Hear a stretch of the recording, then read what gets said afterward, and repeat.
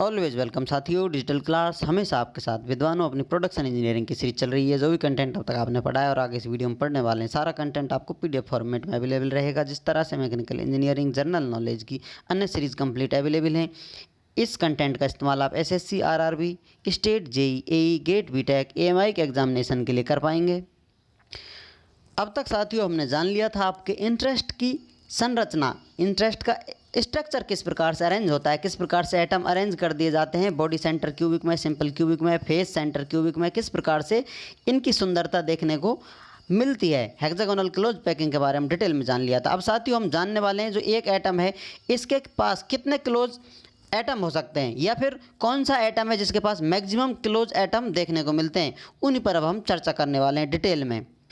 तो अब आते हैं साथियों simple cubic coordination number. Simple cubic structure है, उस पर हम कोऑर्डिनेशन नंबर देखना चाहें। कोऑर्डिनेशन नंबर क्या होता है? नियरेस्ट नेबर के बारे में जानकारी ली जाती है, इसके पास कितने पड़ोसी होंगे। जैसा कि सिंपल क्यूबिक में अरेंजमेंट आपको बता दिया था, इस प्रकार से अरेंजमेंट होता है। यहाँ पर ये प्रकार का अरेंजमेंट हो रहा है, सेम एक प्रकार का अरेंजमेंट देखने को मिलता है। इस प्रकार से एटम अरेंज होते चले जाते हैं। अब इसमें से आप सेम अरेंजमेंट हो रहा है तो इसे आप क्यूब समझ सकते हैं। इतना बड़ा क्यूब ले सकते हैं, या दो एटम नज़र आ रहे हैं आपको, वहाँ भी क्यूब आगे पीछे 3D में होगा सभी जगह।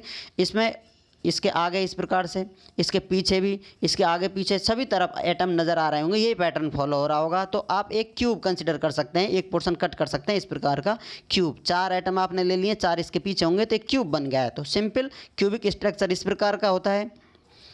अब यहाँ पर साथियों हम कोऑर्डिनेशन नंबर जानने वाले हैं। सिंपल क्यूबिक कोऑर्डिनेशन नंबर 4 से लेकर 6 तक एटम देखने को मिलते हैं। अब इसमें से मान लीजिए ये आपको एक क्यूब कट कर लिया आपने, अब इसके पीछे एटम होंगे। इस प्रकार से आप इसे 3D में देखना चाहें तो ये इस प्रकार से एटम होंगे, इसके पीछे भी एक एटम होगा। अब इस एक साइड पर हम देखने वाले हैं, एक फेस पर हम चर्चा कर रहे हैं इसकी पर।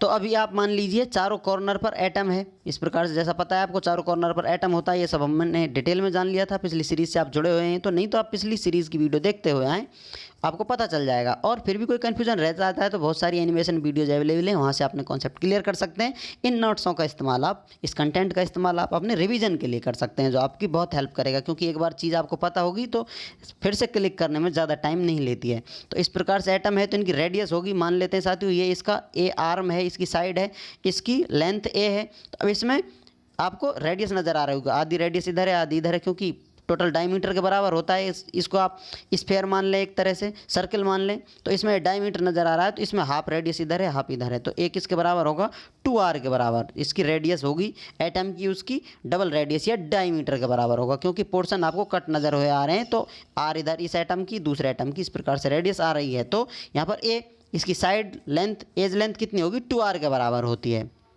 अब जैसे आप देखना चाहें इसमें से किस प्रकार से इसका कोऑर्डिनेशन नंबर या नियरेस्ट पड़ोसी 4 होते हैं, तो इसको जूम कर लेते हैं साथियों इस डायग्राम को।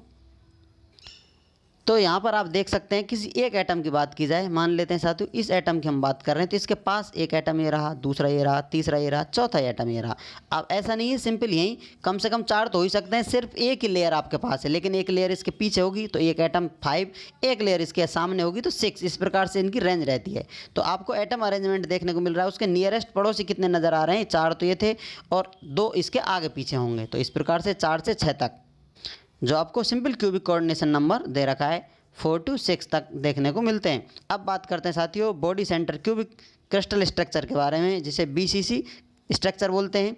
अब इसमें जैसा हम जानते हैं साथियों, डिटेल में पढ़ चुके हैं, कॉर्नर पर एटम होता ही है, उसके साथ साथ इसके सेंटर पर भी एक कंप्लीट होल एटम होता है। तो अब इनका अरेंजमेंट इस प्रकार का होगा, कॉर्नर पर एक एटम है, अब इसके बीच सेंटर में, बॉडी के बीच सेंटर में एक एटम होगा। तो अब इनका जो ये डायगोनल है साथियों, ये एक तरह से कहा जाए इसका कर्ण है, विकर्ण है, इसकी लेंथ के बराबर इसमें एटम, इसकी रेडियस होगी, एक एटम ये इसकी रेडियस, ये फुल डायमीटर और इसकी रेडियस के बराबर होगा। इसे आप समझ सकते हैं इमेजिनरी पावर से अपनी से। सिंपल आपको क्यूब नज़र आ रहा है, तो इसमें बॉडी सेंटर है तो एक एक्स्ट्रा एटम इसके कॉर्नर पर होने के साथ साथ सेंटर पर भी होता है। तो अब ये डायगोनल किसके बराबर होगा?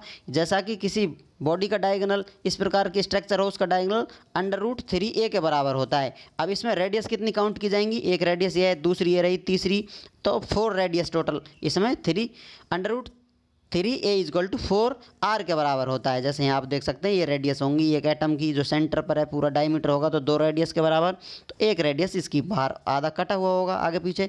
इस प्रकार से बॉडी डायगोनल √3a = 4 आर के बराबर होता है। तो अब इसकी BCC की कोऑर्डिनेशन नंबर की बात की जाए तो इसमें टोटल 8 इसके पड़ोसी एटम होते हैं। मान लेते हैं साथियों ये सेंटर वाला है तो इसके कॉर्नर पर 4 ऊपर 4 नीचे, तो टोटल 8 इसके एटम क्लोजेस्ट होते हैं। साइड में भी होते हैं, अरेंजमेंट होता है, लेकिन पास में सबसे ज़्यादा इसी के पास होते हैं मैक्सिमम। तो कितने होते हैं? 8 के बराबर होते हैं। उम्मीद करते हैं विद्वानों वीडियो में दी गई अब तक की जानकारी आपको अच्छे से समझ में आई होगी। अभी भी आपका कोई कन्फ्यूजन है तो आप हमसे कमेंट कर पूछ सकते हैं साथियों। सीरीज से जुड़े रहें, आपको आपके दिमाग में आने वाले सवालों का जवाब भी मिलेगा। यहाँ पर कोऑर्डिनेशन नंबर आप देख सकते हैं, फेस सेंटर के भी मिल रहे हैं आपको, हेक्सागोनल के भी, बॉडी सेंटर के भी आपने देख लिए और SCP के भी देखने को मिलेंगे। सीरीज से जुड़े रहिए, सीरीज एंजॉय करते रहिए। वीडियो को अंत तक देखने के लिए, चैनल को सपोर्ट करने के लिए आपका दिल की गहराइयों से बहुत बहुत धन्यवाद। मिलते हैं नेक्स्ट वीडियो में, तब तक पढ़ते रहिए, व्यस्त रहिए, मस्त रहिए। जय हिंद, वंदे मातरम।